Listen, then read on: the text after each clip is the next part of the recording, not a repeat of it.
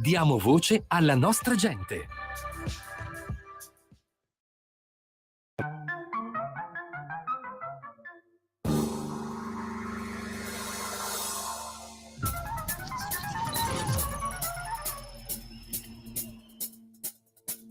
Va ora in onda Zoom, il drive time in mezzo ai fatti, con Antonino Danna.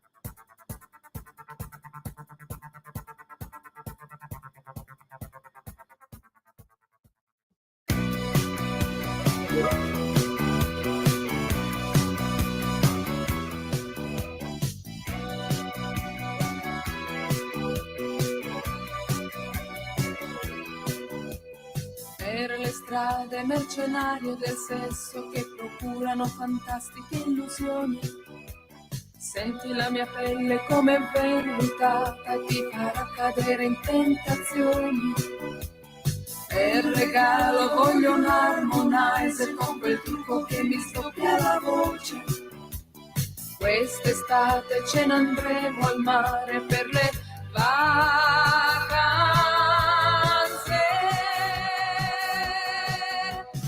Un'estate al mare, voglia di remare, fare bagni al largo per vedere da lontano gli ombrelloni, un'estate al mare, stile balneare, con il salvagente per paura di affogare.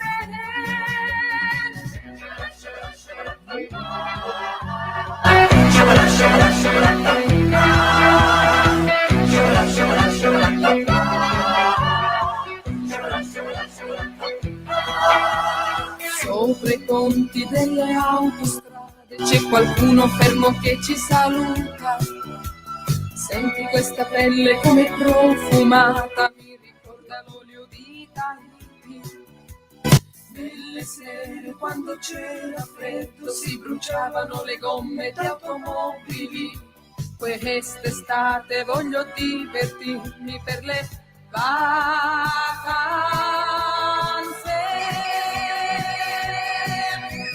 Un'estate al mare. Buonasera Antonino, a te la linea. Grazie cara Sveva, amici e amici miei, ma non dall'avventura, buonasera, siete sulle magiche onde di Radio Libertà. Questo è Zoom, il drive time in mezzo ai fatti, puntata numero 1025. Io sono Antonino Danna e questa puntata naturalmente comincia con Giuni Russo, Un'estate al mare del 1982. Voglio salutare la nostra Sveva che giustamente diceva anche noi per adesso vediamo gli ombrelloni oni da lontano, e cara Sveva, aver compagni al duol scema la pena, per cui mi associo alla tua osservazione. Buon lavoro. 0292947222 per chi vuole telefonare quando lo dirò io, oppure 340-670-9659. Nel frattempo, tra poco dovremmo avere la gradita ospite di questa sera per il Qui Parlamento. Vi preannuncio che sarà una puntata molto piena, perché abbiamo alle 18:35 Anna Cisint che ci parlerà di quello che le è successo, delle minacce che ha subito da parte di un imam, e poi la sua lotta contro le moschee abusive, contro l'islamizzazione. E poi per la seconda parte la professoressa Anna Bono ci parlerà del Burkina Faso, perché ultimamente sui social girando delle come potremmo dire, dei peana, delle lodi sperticate al Burkina Faso, che diciamo quanta rispondenza alla verità hanno molto, ma molto da discutere, c'è molto da discutere. Va bene, bella gente, noi diamo un'occhiata intanto Antonino, anche all'ANSA. quando vuoi la Il senatrice è in caldo, linea. sì. Quando vuoi la senatrice è in E linea. allora subito con la sigla? Benissimo, vai pure con la sigla, grazie Sveva. Qui Parlamento. E allora, con la sua bellissima chioma leonina e i capelli al vento, quando si toglie il casco, però, è arrivata stasera la senatrice Erika Stefani, che ho il piacere di ritrovare. Buonasera senatrice, ben trovata. Sì, buonasera a tutti. Chiedo fin da subito scusa un po' per i rumori di sottofondo, ma sono ancora in aula al Senato proprio per votare gli emendamenti sulla riforma appunto della giustizia, per cui chiedo veramente scusa se ogni tanto ci sarà un po' di caos. No, anzi, direi lupus in fabula, perché appunto come sta andando? Siamo in corso un bel dibattito, chiaramente le opposizioni stanno utilizzando tutti gli strumenti a disposizione per quello che noi chiamiamo l'ostruzionismo, Sì. utilizzando a mano del regolamento e intervenendo in dichiarazione di voto su ogni singolo emendamento, stiamo allungando veramente enormemente i tempi, non siamo nemmeno, siamo proprio all'inizio delle votazioni degli emendamenti dell'articolo 2, abbiamo cominciato già ieri pomeriggio, insomma capitemi bene che il discorso è abbastanza lungo. Si voterà fino a stasera, poi domani e poi si proseguirà la settimana prossima, ma si cercherà anche un po' di capire se verrà adottato magari qualche provvedimento, magari in ordine alla misura dei tempi a disposizione per gli interventi. Senta, Chiaramente se questo è un può... dibattito. Molto sentito, immagino. Senta, se può consolarla, negli anni '80 c'era un deputato radicale, Roberto Ciccio Messere, lo chiamavano vescica di ferro perché una volta parlò per 30 ore, per cui insomma, diciamo che lei vive in tempi un po' più fortunati, perché secondo me a 30 ore non ci arriva un singolo senatore dell'opposizione. No, noi abbiamo 10 minuti, per cui voglio dire indicazioni di voto, per cui Meno diciamo che i male. tempi sono molto diversi. Sì. Ecco, Comunque il dibattito è molto acceso perché chiaramente l'opposizione si fa forte di una posizione nei confronti di questa riforma delle carriere stesse anche all'interno della magistratura, per cui il dibattito è anche piuttosto acceso. Certo. Senatrice, senta, ma vogliamo ricordare ai nostri ascoltatori perché, soprattutto quali vantaggi può portare la separazione delle carriere?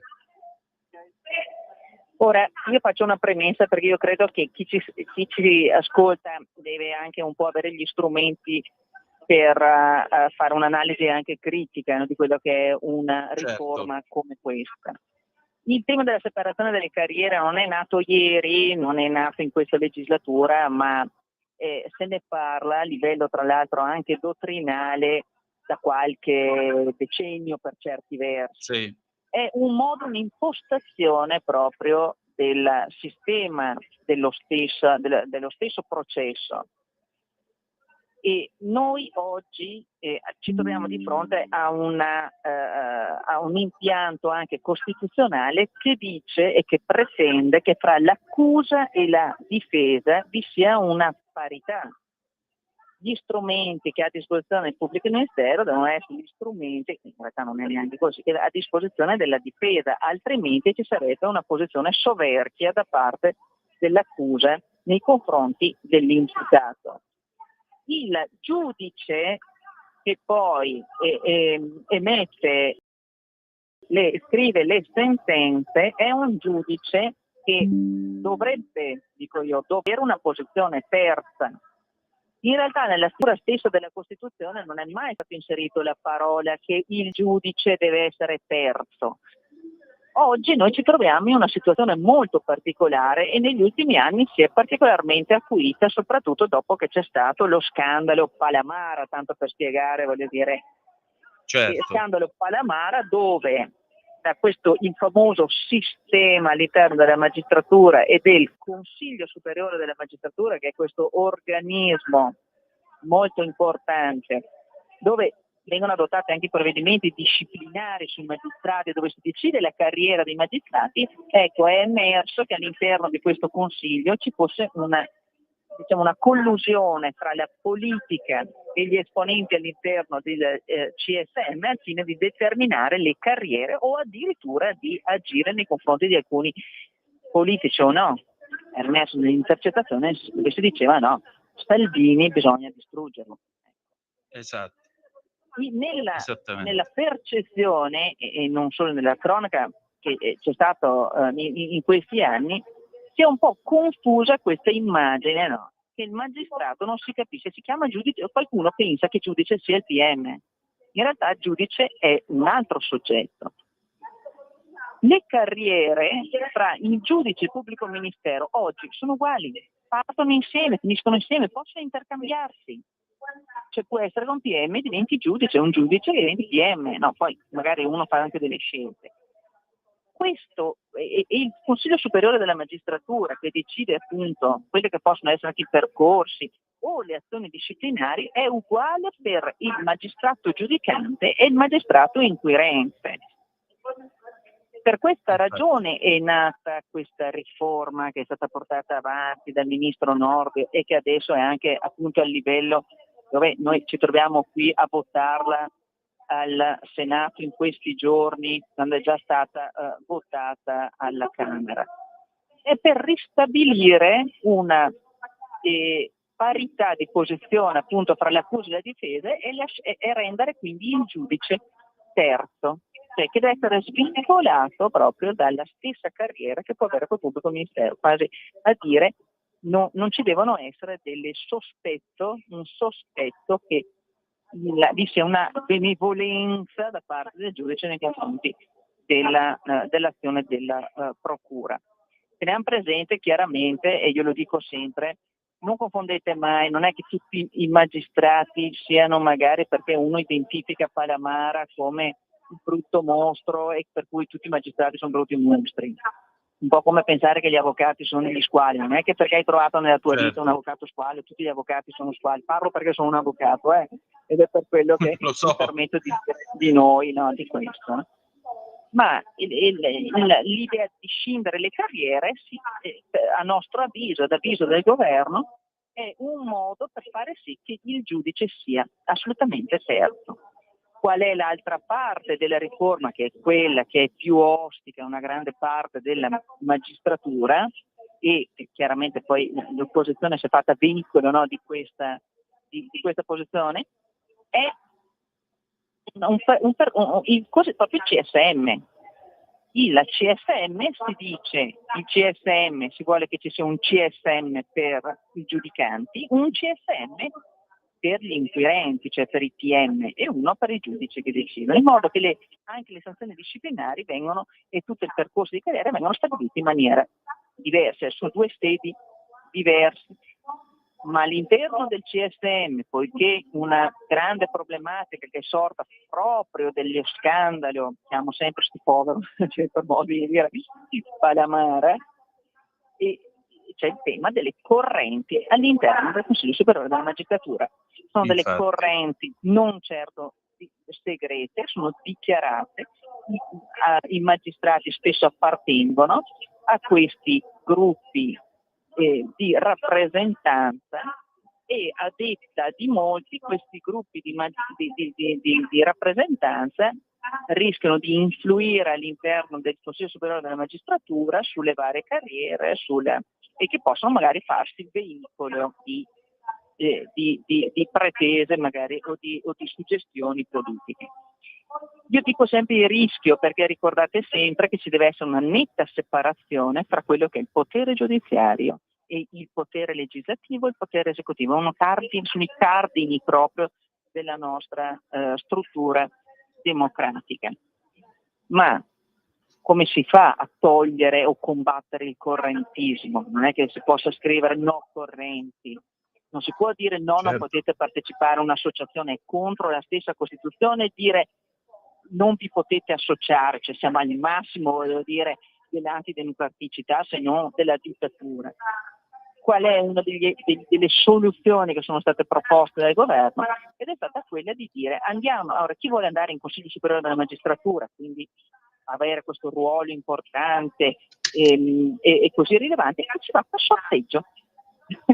Cioè ci saranno delle liste dove verranno sorteggiati, e il sorteggio ci sarà anche per i laici, cioè una componente del Consiglio Superiore della Magistratura è formato da membri che sono eletti dal Parlamento, anche in questo caso non saranno scelti direttamente, sono proprio estratti. Cosa più del sorteggio può lasciare al fatto e non all'eventuale correntismo. È chiaro che su questo è scoppiata una non dico una guerra, questo è un termine che è sbagliato, ma è sorta proprio questa contrapposizione fortissima proprio fra questo governo e la politica di questo governo e il mondo della magistratura, e quasi a creare una lotta, quasi a leggerla come un'azione di forza che non fa bene, che crea poi sospetto su ogni sentenza.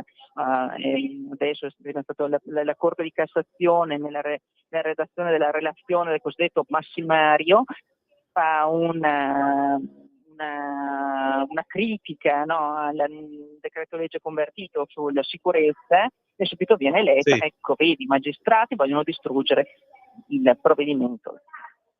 Nasce un clima di terribile sospetto reciproco, di mancanza di collaborazione, insomma ci sono delle asperità che è un momento oggi, credetemi, non facile proprio in questo dibattito. Però noi siamo ancora convinti che questo tipo di soluzione non fa venire in meno il principio di indipendenza che è sancito in Costituzione, l'indipendenza della magistratura, non incide sulla separazione dei poteri. Non vedo come sia possibile quando anche gli oppositori di questa riforma, quando accusano questa norma dicendo in questa maniera l'esecutivo deciderà, i PM, io non riesco a capire in quale maniera potrà il governo andare a incidere sull'azione del pubblico ministero, non mi viene proprio in mente come possa essere, però voglio dire, sono certa che si conserverà l'imparzialità quella che deve essere l'imparzialità appunto della magistratura, andando a beneficio di tutto un sistema giustizia. Si spera soltanto appunto che i toni che ci sono oggi possano ricomporsi, perché non fanno certo bene all'istituzione, non fa bene nemmeno all'immagine stessa che ha la gente di quello che accade nei palazzi, sono questa parola di cui ci riempiamo sempre la bocca, però di quello che accade a livello delle istituzioni. Pienamente d'accordo con lei, senatrice. Allora le auguro buon lavoro e al piacere di risentirci presto. Grazie a voi tutti, a presto. Grazie ancora. Adesso pausa, buona serata, pausa e ci sentiamo in Man at Work, Who Can It Be Now dell'81, a tra poco. Qui Parlamento. Stai ascoltando Radio Libertà, la tua voce libera, senza filtri né censure, la tua radio. Ogni giorno migliaia di notizie ci raccontano i fatti che accadono in Italia e ogni giorno c'è una voce fuori dal coro. Quotidiano di Sicilia, il quotidiano d'Italia. L'informazione che ribalta i luoghi comuni, una vera visione dei fatti, l'Italia vista da sud. Ogni siciliano che vive in Italia e nel mondo è una risorsa, è protagonista della crescita della nostra nazione. Dai forza alla crescita della nostra isola, abbonandoti al QDS digitale più archivio a soli 99 euro anno. Quotidiano di Sicilia, il quotidiano d'Italia, una scelta di valore.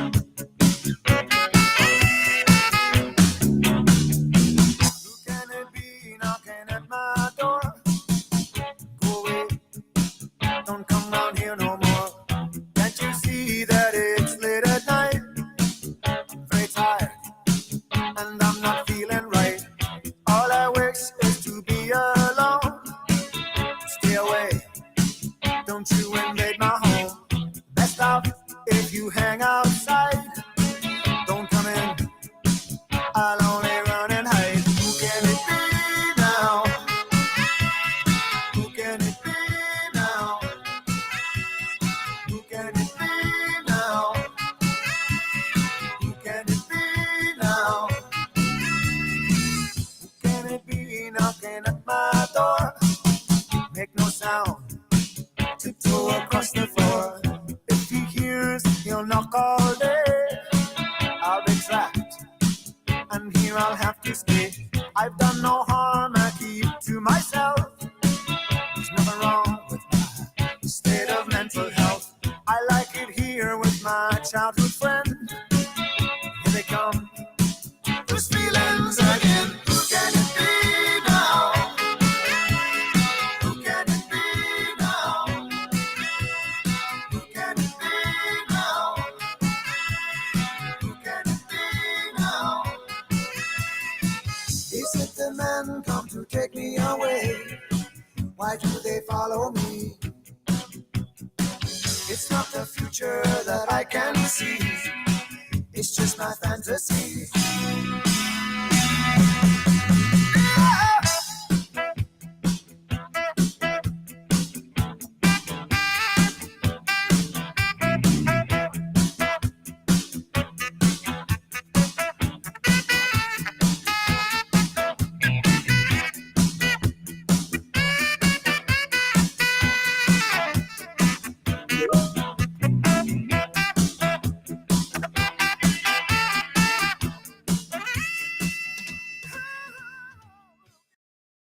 Di nuovo a te la linea, Antonino.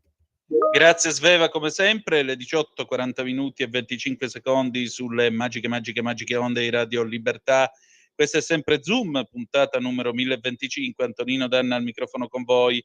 Allora, una piccola precisazione vi devo. Come avete notato, né ieri c'è stato in attesa di giustizia l'avvocato De Filippi, né oggi abbiamo Antonio Zennaro con conto corrente, né Paola D'Amico con l'amica degli animali. Non vi preoccupate, non è successo niente di grave, semplicemente i nostri eroi sono andati in ferie e quindi li ritroveremo a settembre nella sesta stagione di Zoom. Quest'anno cominceremo il 22 di settembre, quindi partiremo proprio, arriveremo con l'autunno, con la sesta stagione di Zoom e termineremo poi nel luglio del 2026. Ma detto ciò, appunto, ritroverete sia l'avvocato Claudio De Filippi che i nostri amici Paola D'Amico, che voglio ringraziare come sempre, insieme all'avvocato De Filippi, insieme ad Antonio Zennaro, tutti gli amici che collaborano a questa trasmissione, li ritroverete dal 22 settembre in poi.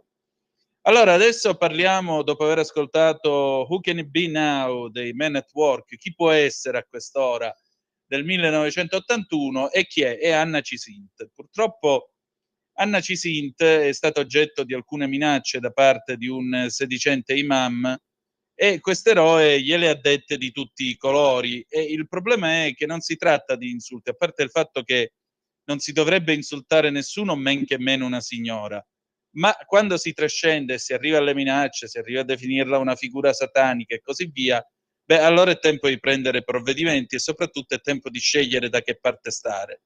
Non so voi, ma io sto dalla parte di Anna Cisint e di quello che fa. E allora state a sentire che cosa ci siamo detti. Sveva, vai pure.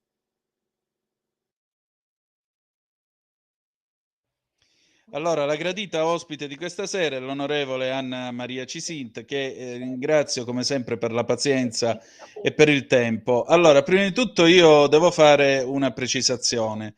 Io vorrei esprimere, anche se può sembrare una parola vuota perché spesso la si dice in queste situazioni, vorrei esprimere la mia più umana solidarietà e, se posso permettermi la confidenza, anche affetto, visto quello di cui parleremo adesso.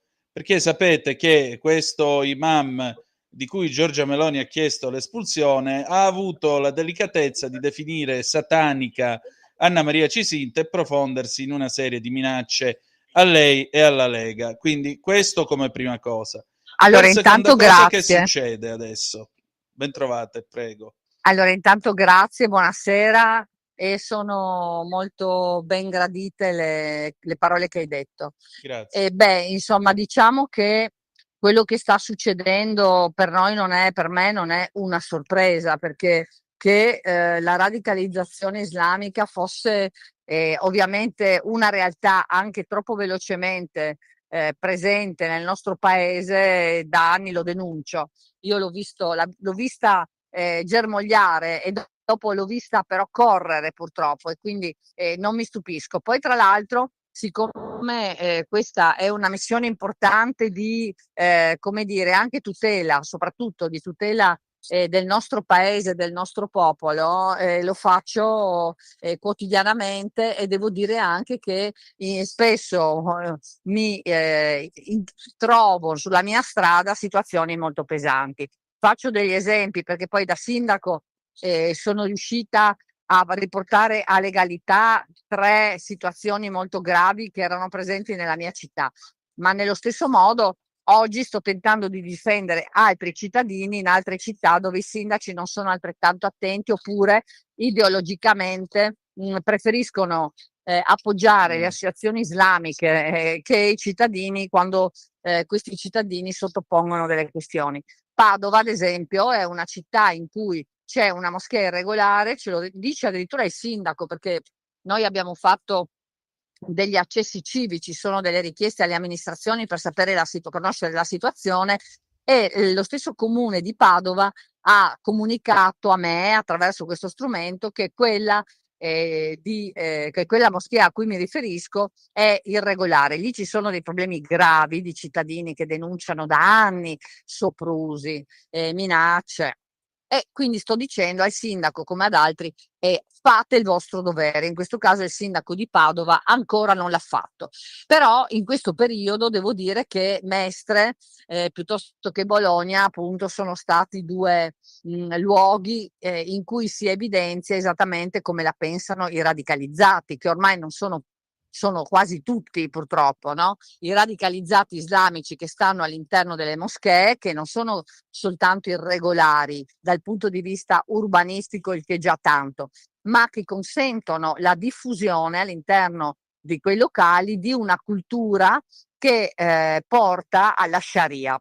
Significa alla sottomissione, all'importazione di concetti che sono lontani dalla parità di genere. Infatti su questo il buon imam di Mestre ce ne ha dette di tutti i colori, insomma mi ha perfino definita, o quello che faccio io, il letame. Sono talmente cortesi, sì, sì. E poi a Bologna, il signor Khan, che è stato espulso perché minacciava la sicurezza nazionale, quindi non una sciocchezza, no? Sì. Lui dal Pakistan, o da dove si trova ora, pontifica sui social, cosa che fanno tutti questi, perché come dice l'intelligence francese, il modo che hanno di predicare e di portare l'Islam, come dicono loro, nelle nostre case è attraverso le moschee, le scuole, attraverso i social, che sono i loro nuovi pulpiti di predicazione. E quindi anche quello di Bologna,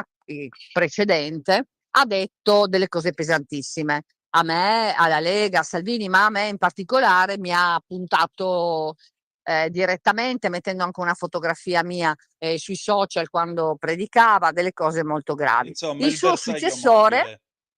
sì, esatto. Il suo successore a Bologna ci sono stata, sono andata in quella moschea dello scantinato di questo nuovo imam che dice delle cose allucinanti, deliranti, tipo ci sarà il giorno e la notte, c'è il giorno e la notte, e noi porteremo l'Islam in tutte le case, e chi non accetterà l'Islam nelle case, bisogna raccontare a queste persone che arriverà la morte, cose di questo tipo. E quando l'abbiamo denunciato, questo imam cosa ha fatto? Ha cancellato dalle sue pagine, da Instagram, da tutte le pagine social, ha cancellato i video che erano numerosissimi, tutti deliranti, e dicevano delle cose veramente molto gravi. Allora, perché lo racconto? Perché ora siamo alla chiamata finale. Sai quando c'è la campanella che si dice guarda che noi siamo in quella fase là.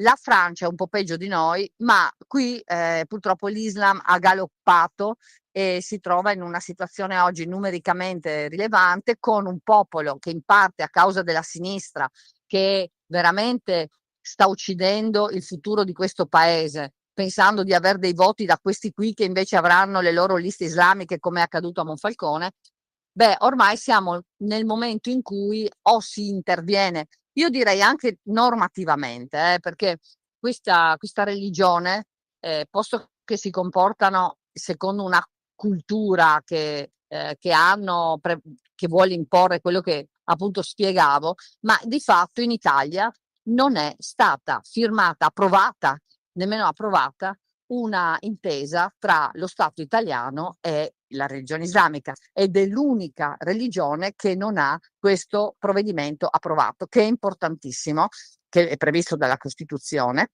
E perché è importante? Perché altrimenti non ci sono regole di ingaggio, cioè vale tutto e allora non è più tollerabile accettare tutto come stiamo accettando, perché c'è un arretramento di troppi, soprattutto appunto, come ho visto in Emilia Romagna, autorizzato da un sistema di potere della sinistra. Andiamo bene, andiamo davvero bene. Un bel problema, sì, Ecco, grosso. ma che cosa si può fare davanti a questo evidente tentativo di impiccagione dell'Occidente, su base proprio culturale, oltre che morale? Ma allora il problema prima di tutto è europeo. Dice quel report importante che è stato realizzato dall'intelligence francese che loro ritengono l'Europa un luogo perfetto perché attecchisce tutto molto bene ed è l'arretramento di cui parlavo prima, no? Questo è un tema che dipende da ciascuno di noi, no? Cioè combattiamo in tanti, i cittadini lo capiscono molto bene, i cittadini ti fermano e ti dicono, anche io adesso sono per dire, no, è stata oggi in vari posti e non ti dico quanti cittadini mi fermano e mi dicono non mollare, grazie per quello che fai, quello che fate, quindi i cittadini lo sanno. Bisogna agire oggi con fermezza, bisogna pretendere che se non vogliono avere un'intesa perché il sistema giuridico italiano non è compatibile con il loro Corano, beh allora non è possibile più permettergli azioni, la realizzazione di moschee come quella che ho visto a Roma. Ma Sì. ti racconto questa. Insomma, Sì. sono a Roma per delle vicende di lavoro, asso armatori, avevo incontri vari, insomma sono a Roma e vado a una trasmissione televisiva a parlare anche della moschea di Centocelle che non avevo visto. Esco dalla trasmissione e con la mia scorta, che ovviamente mi protegge, sono andata a Centocelle dove c'è una grandissima struttura che è stato un mobilificio e lì stanno realizzando una moschea di 4 piani a Centocelle in una zona residenziale con condomini senza parcheggi. Vado a guardare l'impianto dove si scrive un po' tutto, il cartellone dove si scrive che tipo di lavoro è, insomma è un lavoro che per 4 milioni è stato finanziato dal Qatar, dalla Qatar Foundation, Charity Foundation, e i 4 milioni sono del Qatar. Adesso, secondo voi, io mi domando, anzi, domani l'imam che ci entra, tifa per il rispetto della legge italiana o per quello che gli dirà qualcuno dal Qatar di fare? No? E la domanda è Bella pleonastica. domanda. Secondo, leggo tutto il cartellone e in fondo c'è scritto in quest'opera, questa moschea, viene realizzata con 1.843.000 euro che derivano dal 110 di Conte. Quindi quella moschea di Roma, e un vecchietto mentre passava di lì mi ha detto: signora, siamo disperati. Quella moschea è finanziata con 4 milioni di fondi del Qatar, che non voglio pensare che cosa succederà lì dentro nel momento in cui entrerà un imam che deve rendere giustizia a quello che l'ha finanziato. E poi per 1.843.000 dai soldi delle tasse nostri. Capito? Straordinario. Coi soldi delle tasse nostre. Il tutto senza un 8 per 1000, senza nulla. Allora No, perché loro, Sì. ovviamente non presentano i bilanci. Pensi che l'UCOI, che è l'Unione delle Comunità Islamiche in Italia, Sì. non presenta il bilancio dell'associazione dal 2020. Adesso a lei sarebbe possibile non presentare il bilancio Viene il di fisco 4. e mi fa pentire di essere Ecco, venuto al loro dal mondo. 2020 non pubblicano i loro bilanci, non presentano, non pubblicano e li presentano. Cioè questo è un altro elemento. Tutte le associazioni rinunciano all'8 per 1000, prendono il 5 perché hanno trovato dei sotterfugi, però loro non pubblicano i bilanci. E del resto li capisco pure, perché se i soldi arrivano dalla Qatar Charity Foundation, che l'intelligence francese giudica come una, come dire, preoccupazione di inserimento dei fratelli musulmani, mi capirà che è comprensibile, no? Perché i fratelli musulmani non sono, cioè sono quelli vicini al terrorismo, no? Mi pare. Ecco, quindi Sì, appunto, questa non è fanno quando attraversare la strada alle vecchiette, anzi. no, non gli portano la borsa, eccetera, no? Ecco, questa è la realtà di oggi e io sono minacciata anche perché le dico 'ste cose, no, fino in fondo. Certo, certo. Senta, le voglio raccontare un fatto che sta succedendo invece qui a Castano Primo, 10.000 abitanti dietro l'aeroporto di Malpensa. Questa settimana il quotidiano locale, Libera Stampa l'Alto Milanese, pubblica un interessante servizio nel quale c'è questa associazione culturale che ha rilevato una struttura qui in paese e dice: noi faremo un centro culturale aperto a tutti, chi vuole venire a conoscere la cultura araba, chi vuole venire qui, chi vuole venire là. Il sindaco ha detto chiaramente, perché Castano ha una giunta di centrodestra, ha detto chiaramente non sarà mai una moschea. Ma non è che qui con la storia dei centri islamici cominciamo a fare moschee clandestine ovunque? No, Mi ma pare guardi, loro che di sono recente se ne è diventati occupata esperti. Mestre. Guardi, esatto, loro sono diventati esperti. Allora dicono, intanto comunque il sindaco, come fa a saperlo? Perché tutti i centri, quando aprono, vogliono dire di essere centri culturali, poi diventano centri di preghiera e quindi è una balla terrificante. Quindi il sindaco come fa a saperlo? Gliel'hanno detto, ma lo dicono a tutti, non è...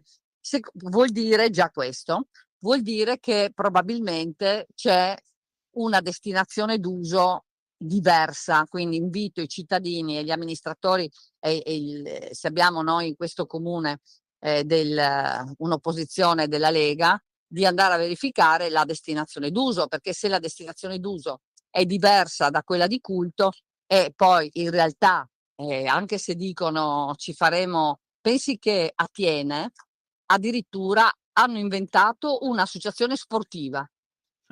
Cioè hanno fatto una moschea dicendo di essere un'associazione sportiva. Interessante. Capisce? Cioè, oggi come oggi, visto che sanno che la legge, il Consiglio di Stato ha detto che non si può, inventano la qualunque. Dopo trovano amministrazioni compiacenti come quella a cui si riferisce lei, o come quelle che ho visto a Bologna, Modena e Novellara, dove è morta Saman Abbas, una vergogna assoluta. A 100 metri rispetto a dove è stata uccisa c'è una moschea irregolare dove chissà che cosa si predica all'interno, visto che Saman Abbas è stata uccisa dalla famiglia perché voleva essere libera. Non credo che all'interno di quella moschea irregolare si predichi la libertà della donna, dubito fortemente, eppure l'amministrazione di Novellara è favorevole, anzi ha aiutato quell'associazione islamica ad aprire e anche a mantenere la moschea.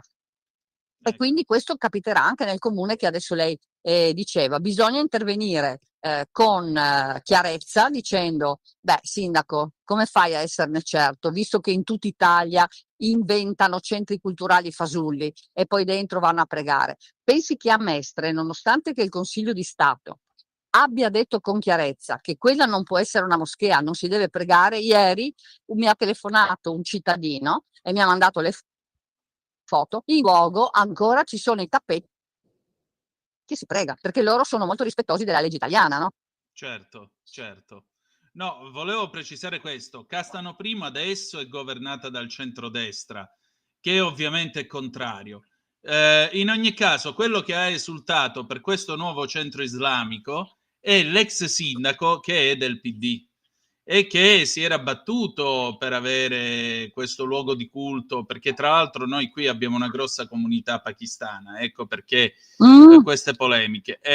Ecco, cosa vuol dire questo? perché appunto i pakistani sono comunità molto chiuse, si arrabbiano molto, ad esempio, se le donne decidono di vivere libere. Io ho salvato una ragazza pakistana che non voleva sposare l'uomo deciso dal padre e mi ha raccontato che la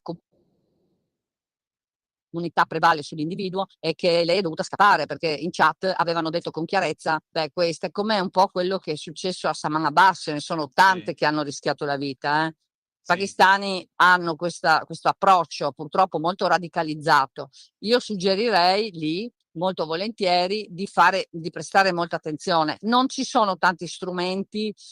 Quando ti presentano la SCIA, la sì, SCIA in realtà è un documento, dicono facciamo una sede e in quel momento tu hai veramente come sindaco pochi strumenti, no? Perché se uno dice faccio la sede, ti presenta la SCIA, tu gli devi anche credere che quello sarà una sede. Però il minuto successivo devi stare sul pezzo a far tutti i controlli possibili e immaginabili perché la destinazione d'uso, se è culto, è incompatibile con tutte le altre.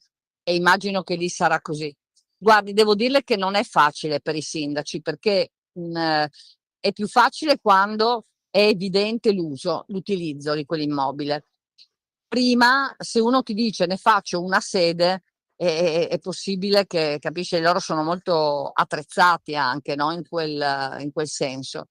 E non è facile. Per quello, sa, bisognerebbe che ci fosse una norma un po' chiara. Io spingo tantissimo per approvare una norma che dica tu non puoi girare con il velo integrale nei luoghi pubblici se rispetto la donna e non esistono comportamenti come quelli che conosciamo. Ripudio il non voglio, rifiuto, condanno la poligamia, cioè devono dire delle cose, altrimenti senza quell'intesa anche i sindaci non hanno vita facile, no? Sulle moschee, una moschea non ci può stare, ma se ci fosse un'intesa bisognerebbe che loro dicessero esattamente che regole accettano di poter avere, no? Oggi non ci sono regole scritte se non la Costituzione e il nostro sistema giuridico che comunque, come le dicevo, spesso non rispettano.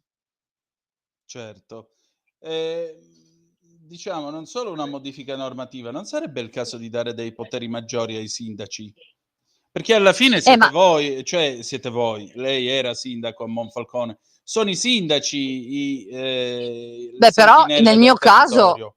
però nel mio caso io ho fatto, cioè oggi ci sono, mentre è difficile prima, no? Se uno ti presenta la SCIA e dice farò una sede, tu non è che gli puoi dire no, tu non farai una sede, come fai? Non è. Però nel momento in cui quel luogo è diciamo aperto, allora lì i sindaci hanno tanta possibilità di intervento e che devono avere voglia, coraggio e non essere ideologici. Certo, certo. Perché poi nel momento in cui dentro si prega e c'è una destinazione d'uso diversa, lo si può dire.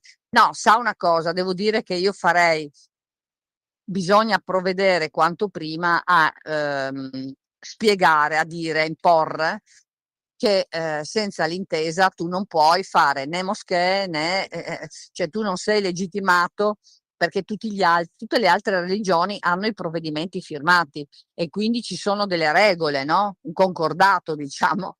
E invece per l'Islam no, ma perché no? Perché l'Islam non si metterà mai d'accordo e tutto nel rispetto delle nostre norme. Cioè Certo. non lo può, secondo me non lo può accettare. Come però noi non possiamo accettare questa modalità. Ma mi dica se è normale che non ci sia la chiarezza della destinazione dei fondi. No, Perché non non lo è. devono pubblicare i bilanci? Cioè mi domando, ma perché? Visto che comandano i soldi da dove arrivano? Da dove arrivano hanno un'importanza notevole le scelte che vengono fatte successivamente, no? Certo, certo. Senta, per concludere, cosa farà domani? Domani è una giornata impegnativa perché torno a Monfalcone e devo, come dire, ascoltare, risolvere tutta una questione con la polizia locale, perché stiamo lavorando molto e non tutti sempre pensano che insomma il servizio pubblico debba anche comportare dei sacrifici, visto che i cittadini pagano le tasse.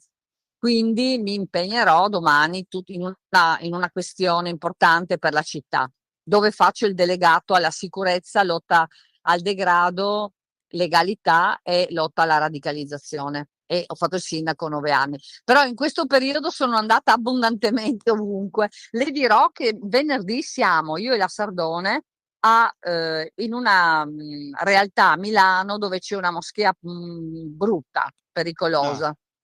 Mi raccomando, occhio, e avremo modo di Certo, risentirci. Grazie mille. Grazie e buon Grazie, buona viaggio. serata. Grazie di nuovo. Stai ascoltando Radio Libertà. la tua voce libera, senza filtri né censura. La tua radio. Spiace.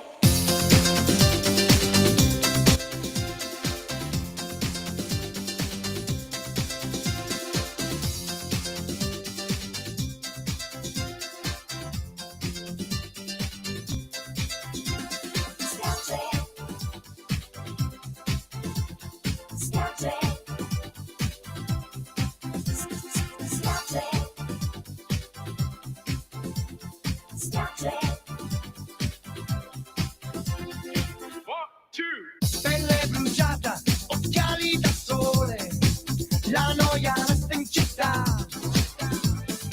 Granite e cocco, gelati al limone, e tu che suoni il tam tam. E tornerà la sera, tutta per me, ti va per l'avventura. La calda pelle nera, come il caffè, mi manda in estasi. Sotto il sole delle donne nell'Adriatico, spiagge che vivono di notte lungomare, sfrenato al massimo.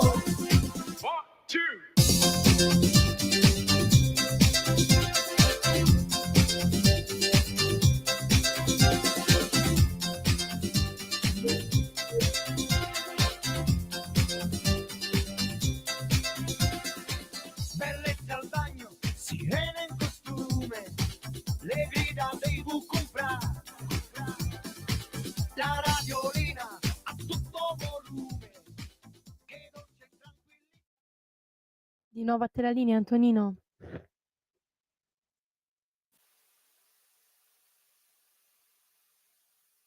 Antonino, ci senti?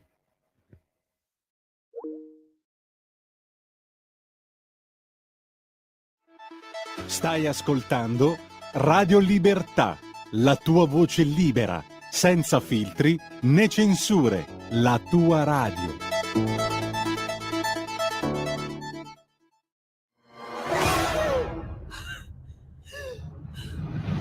Pensa a respirare. Ora abbandonati. Che cosa vedi? Luce, oscurità, l'equilibrio. È tanto più grande. È stato un risveglio. Hai sentito? Conosco una sola verità.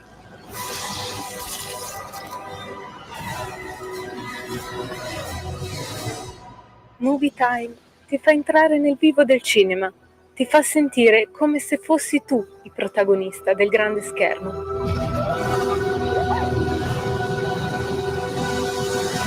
Ogni sabato dalle ore 16. Un nuovo modo per sostenere la tua radio. Visita radiolibertà.net. Ti basta un click e potrai versare il tuo contributo volontario direttamente online. Potrai donare con ogni tipo di carta di credito, anche prepagata. Ti aspettiamo online su radiolibertà.net. Sostieni la tua radio con il tuo contributo volontario. Radio Libertà. La tua radio. Diamo voce alla nostra gente. Open your eyes, this is the world. Sic et non, una chiacchierata in libertà. Antonino, ci senti? Di nuovo a te la linea. Perfettamente, ci sono, tutto a posto. Allora, che ora è? Le 19.09 sulle magiche onde di Radio Libertà. Antonino Danna al microfono con voi e naturalmente eccoci qua in diretta con voi. Allora, avete ascoltato Spiagge di Rosario Fiorello e adesso andiamo avanti con la nostra trasmissione e andiamo ad ascoltare la professoressa Anna Bono. Di che cosa parliamo con la professoressa Anna Bono? Parliamo del Burkina Faso. Da qualche tempo si sta facendo un po' troppa pubblicità positiva a questo paese che viene descritto quasi come il Bengodi dell'Africa. Ma è davvero così? Beh, lo scopriamo tra poco. Sveva, quando vuoi vai pure con il faccia a faccia. Grazie. E allora la mia gradita ospite è la professoressa Anna Bono, africanista, contributor della Bussola Quotidiana, la nuova Bussola Quotidiana. Professoressa, io stasera abuso del suo tempo perché vorrei parlare con lei di un tema, il Burkina Faso. Il Burkina Faso è un paese che ultimamente sui social viene presentato come una sorta di nuovo Eden, nel quale tutto va bene, i francesi sono stati cacciati, la produzione è aumentata, manca solo che dicano che le strade sono lastricate d'oro e poi quasi quasi ci trasferiamo anche noi due probabilmente. Anzi, io di lei sicuro sì, lei no. Io no di certo. Mi spiega perché no? Cioè, dov'è il limite tra balle e verità in questa storia? Beh, intanto perché le strade lastricate d'oro è difficile che siano, perché credo che una bella quantità di oro se la stiano portando via i russi, in particolare i mercenari che dovrebbero garantire la sicurezza del Burkina Faso, cosa che non fanno minimamente e non sarebbe neanche facile. E quindi, tanto per incominciare, le strade lastricate d'oro devono aspettare. Sì, è vero, è da alcuni mesi che c'è che in Italia, ma non soltanto in Italia, parliamo comunque del nostro paese, sì. C'è una specie di campagna promozionale del Burkina Faso e del suo nuovo leader, che è un giovane militare che si chiama Ibrahim Traoré e che ha preso il potere con un colpo di Stato.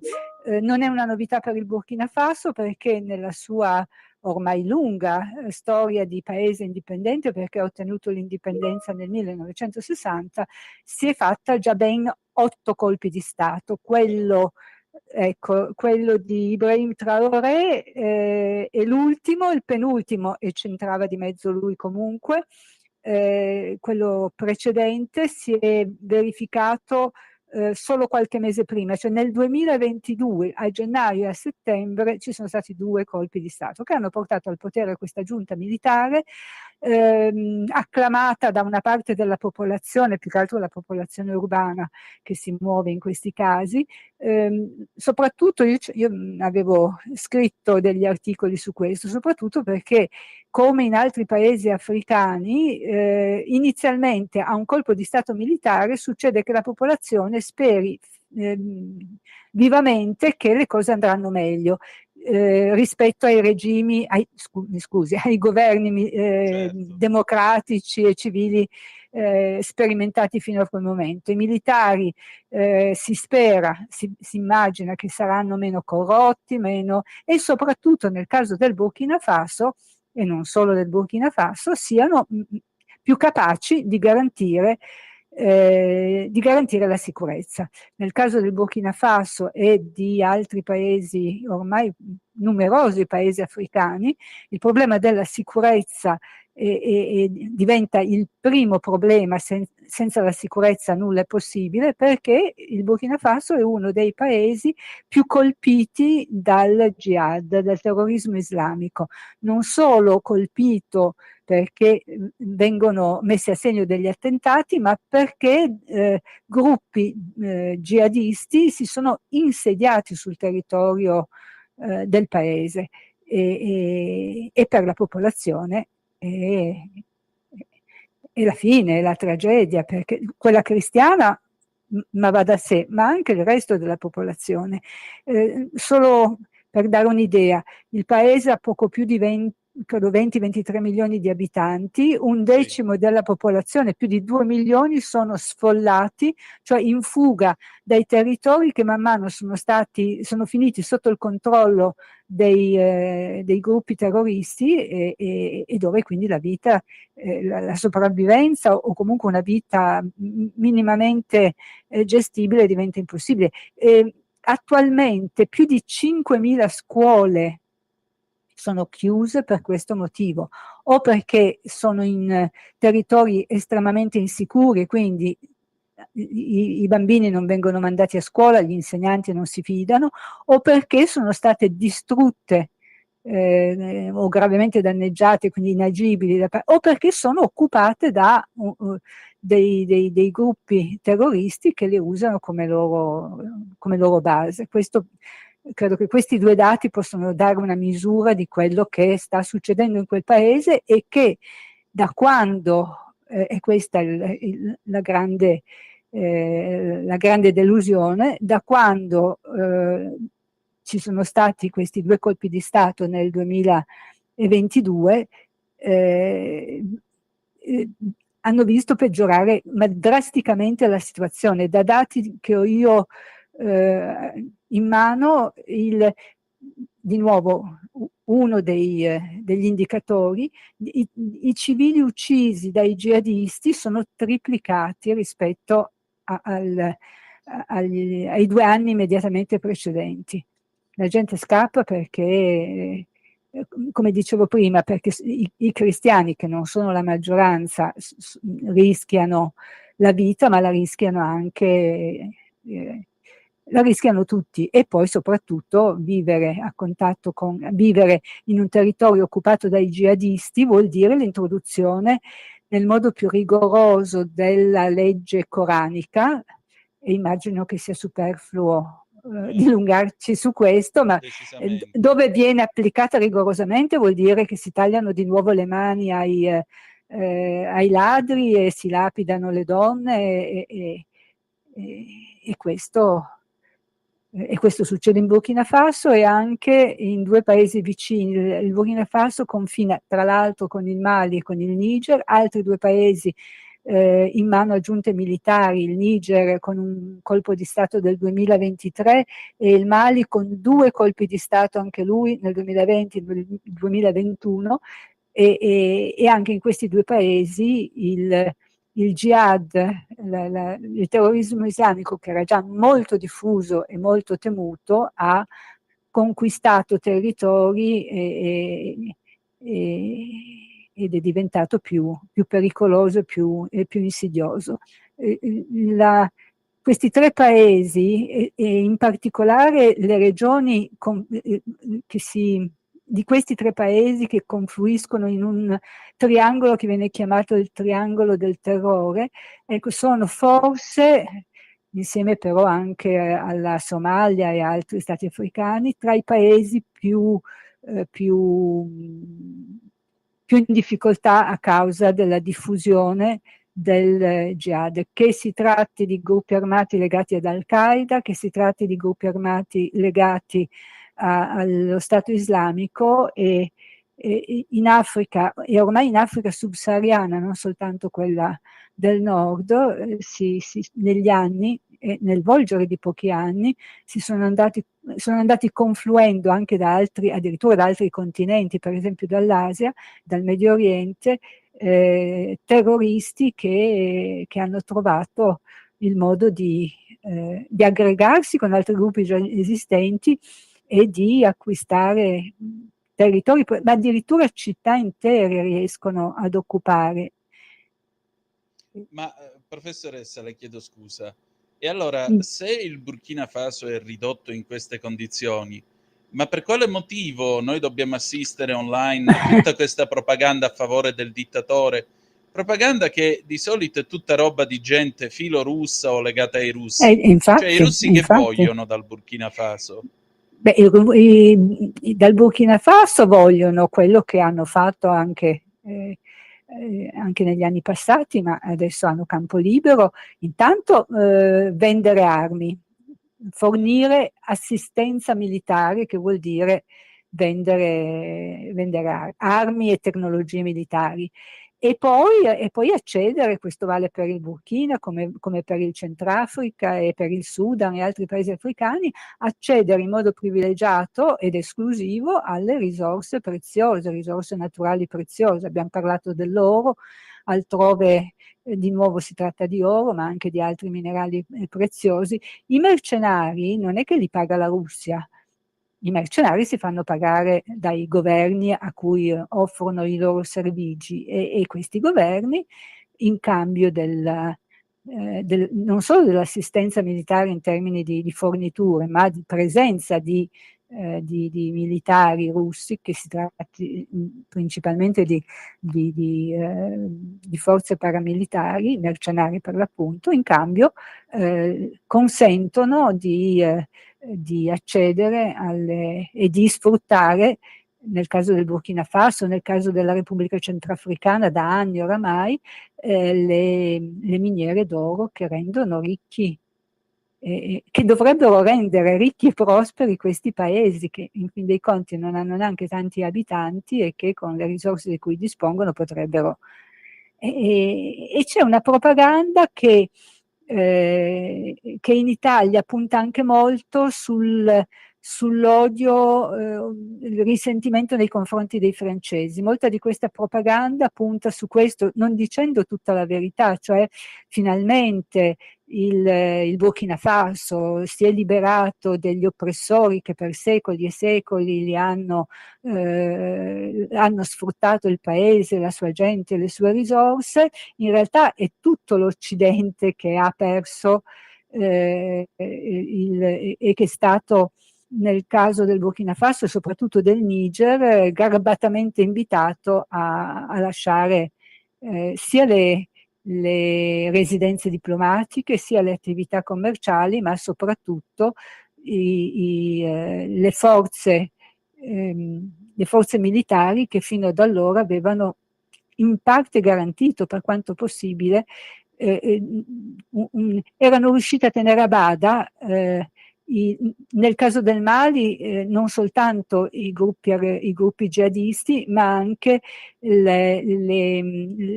i tentativi di secessione dei Tuareg, una parte della popolazione. Tra l'altro, nel rivendicare la liberazione dall'Occidente, e sottolineo dall'Occidente, non soltanto dalla Francia, come liberazione, appunto, con accuse di non solo di aver sfruttato, ma anche di non aver mantenuto fede alla promessa di difendere le popolazioni dai gruppi armati jihadisti. Ecco, nel rivolgere queste accuse e rivolgendo queste accuse, per contro hanno cercato di convincere prima di tutto le loro popolazioni, ma anche una parte dell'opinione pubblica internazionale, che le cose sarebbero cambiate e sono cambiate in meglio con questo nuovo patto con la Russia.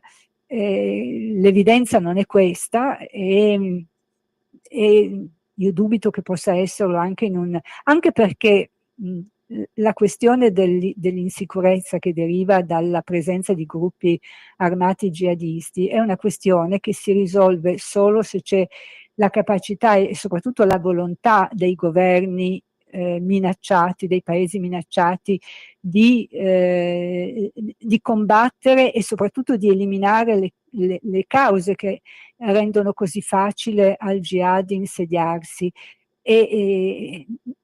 tutti gli eserciti di sostegno francesi, europei, americani. Nel Mali c'era anche, per molti anni c'è stata una missione di peacekeeping delle Nazioni Unite, al massimo riescono, come dicevo, a tenere a bada e sotto controllo anche per periodi lunghi la situazione, ma l'obiettivo di sradicare il jihad non si ottiene solo con interventi militari, si interviene anche trasformando, eliminando le cause che, come ho appena detto, rendono facile al jihad insediarsi.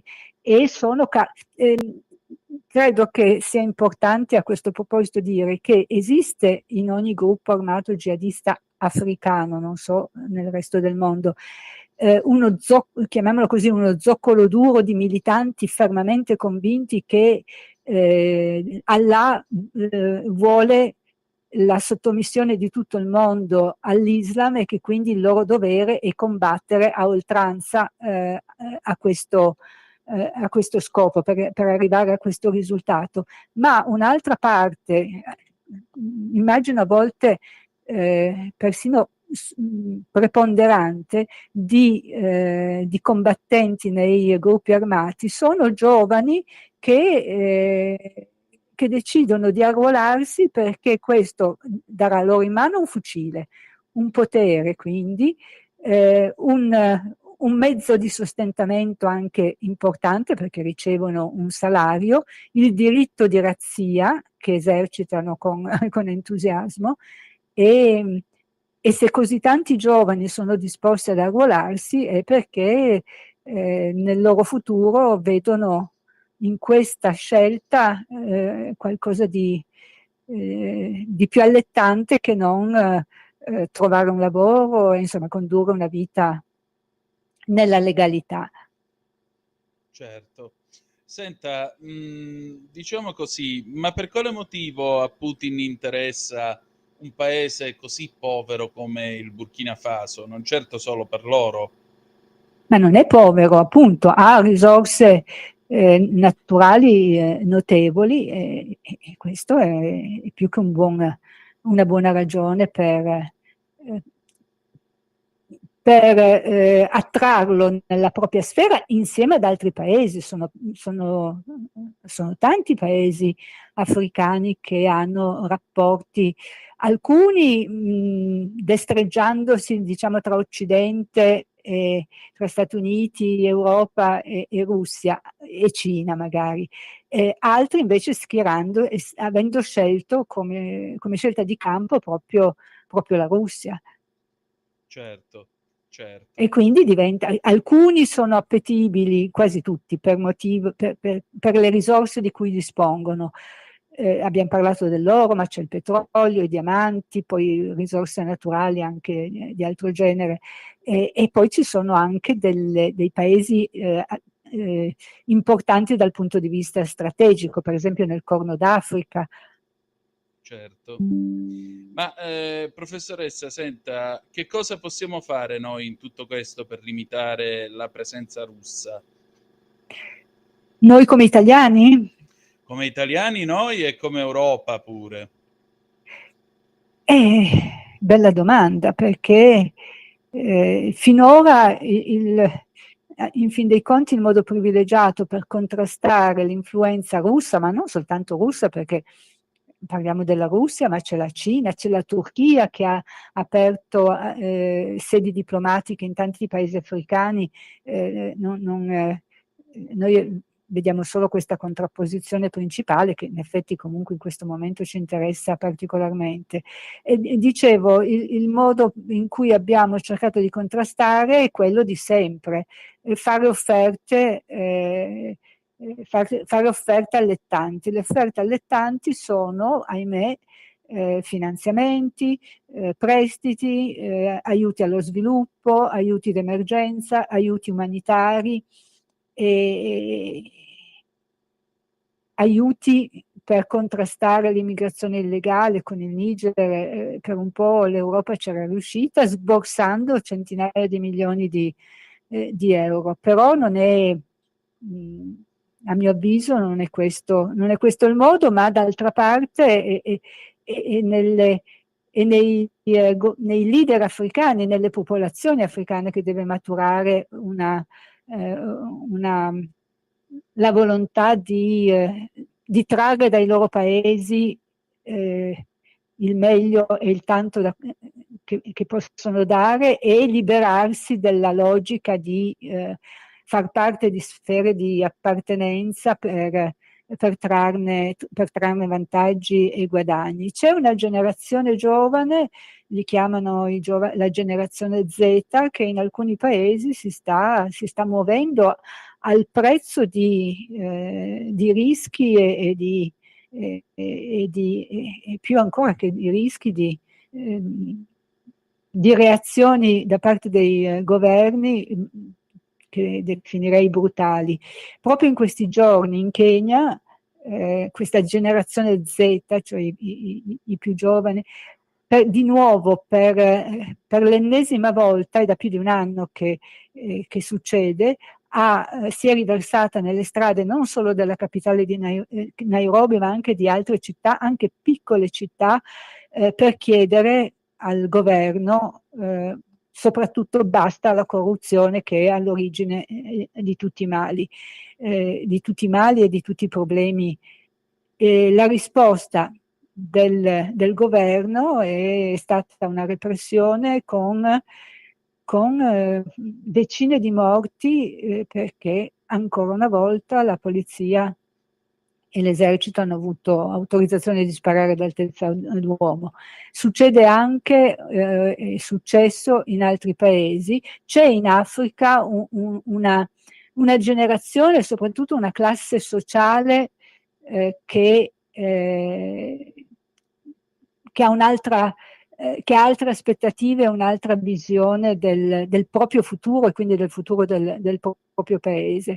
E parlo del ceto medio e soprattutto del ceto medio produttivo, perché il ceto medio che è tanto legato alla burocrazia e all'apparato statale è meno motivato. C'è, ma è una forza piccola, è una forza non abbastanza consistente da portare, perché poi questo, da portare al governo leader, personalità politiche diverse. D'altra parte, l'inizio del nostro incontro è partito proprio di lì, d'altra parte poi quando invece una forza sociale sembra e manifesta di acquisire consensi e forza e quindi di mettere in difficoltà partiti politici e politici corrotti cosa succede? Un colpo di Stato. Abbiamo parlato di 3 paesi, ma altri colpi di Stato negli ultimi anni ci sono stati. In Sudan, con la conseguenza che sappiamo, perché adesso c'è una guerra terrificante di cui non si vede la fine, ma anche la Guinea Conakry e altri paesi ancora. È una situazione delicata e difficile perché, ripeto, dove forze politiche, forze sociali acquisiscono consapevolezza e potere, quindi diventano un pericolo in fase elettorale, ecco che un'opzione diventa quella del colpo di Stato. È il colpo di senta, Stato. Io intanto la ringrazio per il suo tempo, però avremo modo di tornare a occuparci di tutto questo, va bene? Volentieri, volentieri. Bisogna che ce ne occupiamo perché il continente africano è un continente dove si stanno giocando in parte si gioca in parte il futuro di tutto il pianeta, perché ne parliamo un'altra volta. Va bene, grazie ancora. E per l'Italia in particolare, perché anche geograficamente. Certo, anche geograficamente la cosa ci riguarda e non poco. Non siamo australiani, ecco, quindi. No, Purtroppo no. Comunque, grazie ancora. Grazie a lei, buon lavoro. Stai ascoltando Radio Libertà, la tua voce libera, senza filtri né censure, la tua radio.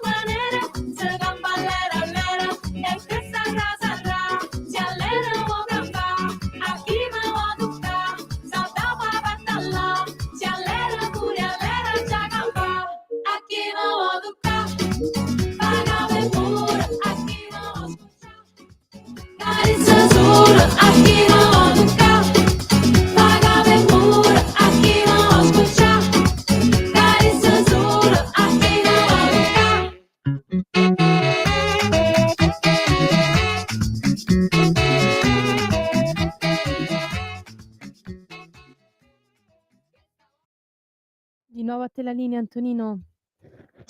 Grazie Sveva e New Guinea con Shallah del 2025 alle 19:34 minuti e 52 secondi sulle magiche onde di Radio Libertà. Anche la professoressa Bono ci ha dato degli ottimi motivi, io credo, degli ottimi spunti di riflessione. 02 9294 7222. Da questo momento il telefono è aperto, per cui Sveva, se ci sono telefonate avvisami pure che così le passiamo. Antonino, sì, c'è una telefonata. Benissimo, pronto, chi è là? Eccomi, Michele Caruso. Ciao Michele. Non potevo mancare, eccomi come al solito, Michele Caruso su Radio Libertà, la talk radio per eccellenza, in Zoom, il drive time in mezzo ai fatti, insieme a te Antonino Danna. Un saluto noblesse oblige, madame monsieur, comment ça va, tout bien? Très bien, monsieur. Vous? Il punto di Michele Caruso. Vai Michele. Molto piacere. Leone XIV accoglie con una calorosa stretta di mano la Premier Giorgia Meloni nel Palazzo Apostolico. Grazie, ripete la Presidente del Consiglio, prima di sedersi intorno alla scrivania del Pontefice, come mostra il video diffuso dei media vaticani. Prima visita ufficiale della Premier italiana al nuovo Papa, che la riceve in udienza, impegno per la pace, attenzione alle aree di guerra, soprattutto in Medio Oriente, oltre che in Russia-Ucraina, questioni di interesse per la Chiesa e la società italiana, sono i macro temi al centro degli incontri vaticani di Meloni. Il primo a porte chiuse con Leone XIV, durato oltre mezz'ora, secondo fonti vaticane. L'altro con il cardinale segretario di Stato Pietro Parolin e con l'arcivescovo Paul Richard Gallagher, segretario per i rapporti con gli Stati, che accolgono la delegazione italiana nella terza loggia dove si trovava la segreteria di Stato. Alle 11:15, dunque, l'arrivo della Premier nel cortile di San Damaso, abito scuro, viene accolta dal reggente della prefettura della Casa Pontificia, padre Lorenzo Sapienza. Con il Presidente del Consiglio sono presenti i due vice premier, Antonio Tajani alla Farnesina, Ministro degli Esteri, Matteo Salvini, Ministro delle Infrastrutture e dei Trasporti. Fa parte della delegazione anche il sottosegretario alla Presidenza del Consiglio, Alfredo Mantovano. Si vedono nella foto ufficiale con il Papa al termine dell'incontro, ma non nelle immagini video dell'udienza di Leone XIV con Meloni, dove ci si augura buon lavoro. Sono le parole con cui la Presidenza del Consiglio si congeda dal Papa. Dunque c'è stato poi lo scambio dei doni, la Presidente del Consiglio al Pontefice un'immagine del 1600 della Pontificia Università Angelicum, dove lui ha studiato, diceva appena riferendosi all'Ateneo dove lo stesso Prevost ha conseguito la laurea in diritto canonico. Il Papa ricambia con il volume su Sant'Agostino, essendo lui un agostiniano procura, a conclusione un cenno al vertice sulla sicurezza alimentare che si terrà a fine luglio in Etiopia. E dunque in segreteria di Stato accanto a Giorgia Meloni ci sono i due vice presidenti del Consiglio, con l'ambasciatore italiano presso la Santa Sede Francesco Rinizzi, ci sono stati dei cordiali colloqui e sono state sottolineate le buone relazioni esistenti tra la Santa Sede d'Italia ed è stato rilevato il comune impegno per la pace in Ucraina e in Medio Oriente e l'assistenza umanitaria a Gaza. Nella conversazione ci è soffermati comunque su alcune questioni afferenti ai rapporti bilaterali, come pure su tematiche di interesse per la Chiesa e la Chiesa italiana, e dunque su tematiche etiche. Vado a concludere, Antonino, e cioè non si poteva fare a meno di parlare della tematica del fine vita, perché così forse non è un caso che il testo definitivo del disegno di legge sul suicidio medicalmente assistito, a cui governo e maggioranza stanno lavorando da mesi, sia stato annunciato proprio alla vigilia. E dunque a circa 2 mesi dalla conclave, l'8 maggio, in cui il Papa statunitense si è affacciato per la prima volta così da Piazza San Pietro al Soglio Pontificio, è salito così Leone. Ci sono stati colloqui telefonici anche tra la Santa Sede e gli Stati Uniti d'America, dove Donald Trump ha cercato di accogliere in Vaticano il prima possibile dei colloqui tra Ucraina e Russia per cercare di porre termine a questo stillicidio e far tacere le armi. E comunque sulla fine vita i temi più complicati, anche delicati, la CEI nelle scorse settimane ha apprezzato l'inserimento del DDL al riguardo del riferimento delle cure palliative, e dunque si sono resi disponibili concretamente per i malati terminali che in ogni caso potrebbero accettarle e precisamente chiedere comunque il trattamento di fine vita. Ecco, che cosa ne pensi di questi rapporti tra Stato e Chiesa? Naturalmente lo Stato e la Chiesa sono distinti, ma si rispettano reciprocamente tra Meloni e il Papa, e soprattutto anche per l'esecutivo, dove si parla di polemiche sull'8 per 1000 e di questa modifica unilaterale che ha sostenuto in queste settimane il presidente della CEE, Conferenza Episcopale Italiana, Matteo Zuppi, proprio dove si parla di una disparità che danneggia sia la Chiesa Cattolica sia altre confessioni religiose firmatarie delle intese con lo Stato, e del fine vita, dell'eutanasia dal greco, l'etimologia è eutanatos, cioè la dolce morte. Ecco, un tuo parere da Michele Caruso, grazie e buona serata. Allora Michele, intanto grazie del tuo tempo e grazie del tema che, come puoi immaginare, mi solletica non poco.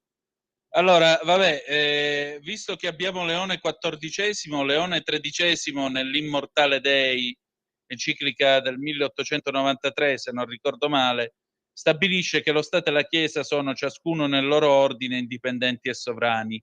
Se questa frase vi sembra già sentita, sì, è l'articolo 7 della Costituzione italiana, perché quando si scriveva l'articolo 4, che poi diventò il 7 sui rapporti tra la Chiesa e lo Stato, Moro e soci andarono in delegazione da Paolo VI, che era allora sostituto della segreteria di Stato e lavorava per Pio XII, e chiesero lumi: com'è che dobbiamo regolare i rapporti tra l'Italia e la Chiesa?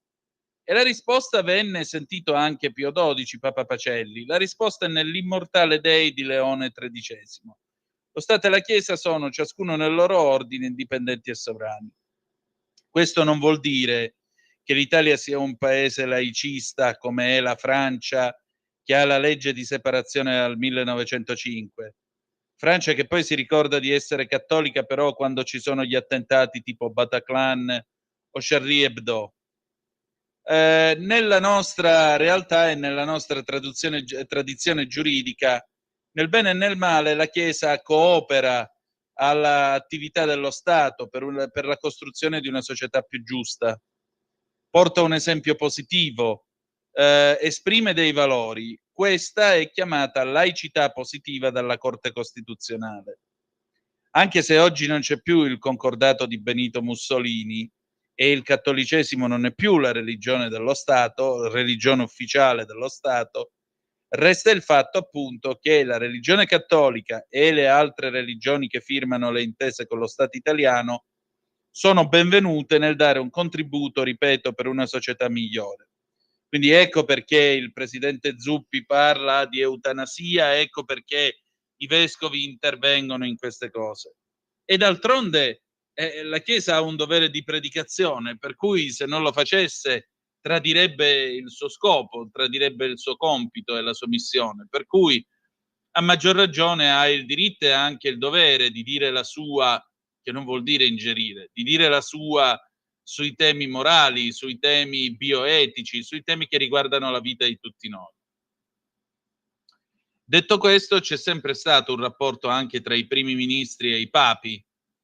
A volte i papi sono stati molto duri con i primi ministri. Pio XII, per esempio, non volle più incontrare Alcide De Gasperi quando nel 1951 gli disse di no per l'operazione Sturzo, cioè far entrare i missini in giunta a Roma e tenere quindi l'urbe sotto l'egida della Democrazia Cristiana.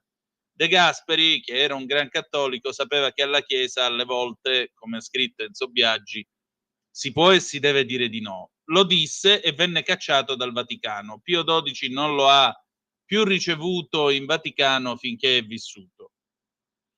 Allo stesso modo abbiamo avuto un Papa, Francesco, che non ha mai voluto incontrare Matteo Salvini.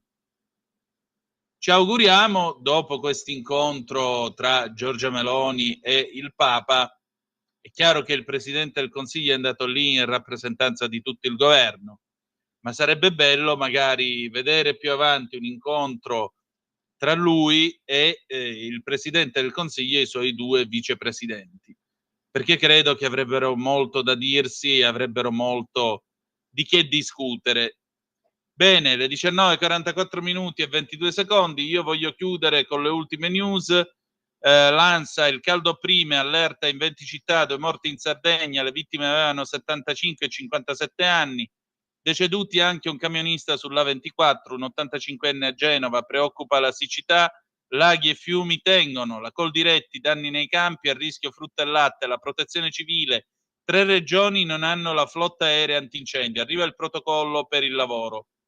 E poi una notizia di nera che sentirete probabilmente tra poco su tutti i telegiornali. Daniele Rezza è stato condannato a 27 anni per l'omicidio di Manuel Mastrapasqua, 31enne ucciso con una coltellata in strada a Rozzano lo scorso ottobre per un paio di cuffie wireless da pochi euro. Lo ha deciso la Corte di Assise di Milano. Questo è quanto riferisce l'ANSA a quest'ora, alle 19:45 minuti e 18 secondi di questo 2 luglio 2025. Ci salutiamo adesso con John Scatman, Scatman's World del 1995. Grazie per essere stati con noi. Appuntamento domani 18:05 trattabili sulle magiche onde di Radio Libertà con lo speciale sugli PFAS e la storica sentenza sul caso Miteni. E ricordate che the best is yet to come, il meglio deve ancora venire. Vi ha parlato Antonino Danna. Buonasera. Scatman's World. I'm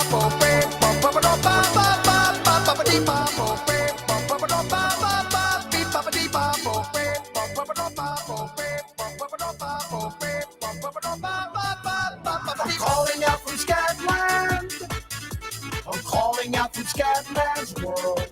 If you wanna break free, you better listen to me. You've got to learn how to see in your fantasy. I'm calling out from Scatland. I'm calling out from Scatman's World. If you wanna break free, you better listen to me. You've got to learn how to see in your fantasy. Everybody's talking something very shocking just to keep on blocking what they're feeling inside. But listen to me, brother, you just keep on walking, 'cause you and me and sister ain't got nothing to hide. Scat man, fat man, black and white and brown man, tell me about the color of your soul. If part of your solution isn't ending the pollution, then I don't want to hear your stories told. I want to welcome you to Scatman's World.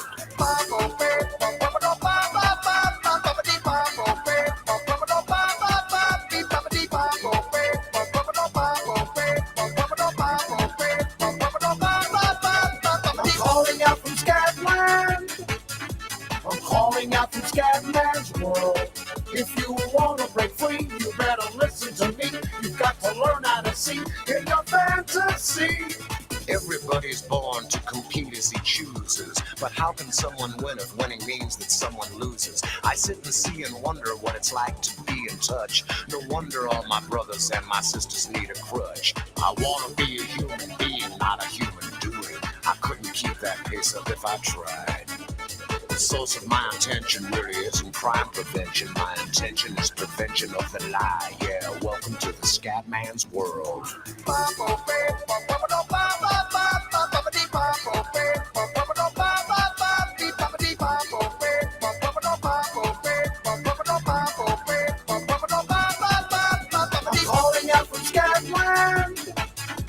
I'm calling out from Scatman's world. If you wanna break free, you better listen to me. You've got to learn how to see in your fantasy.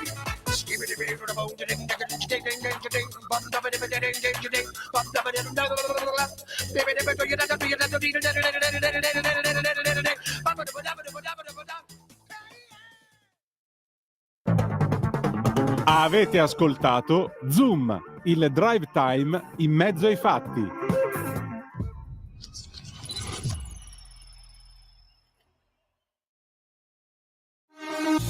Porta con te ovunque Radio Libertà. Scarica la app per smartphone o tablet dal tuo store o dal sito radiolibertà.net. Cosa aspetti?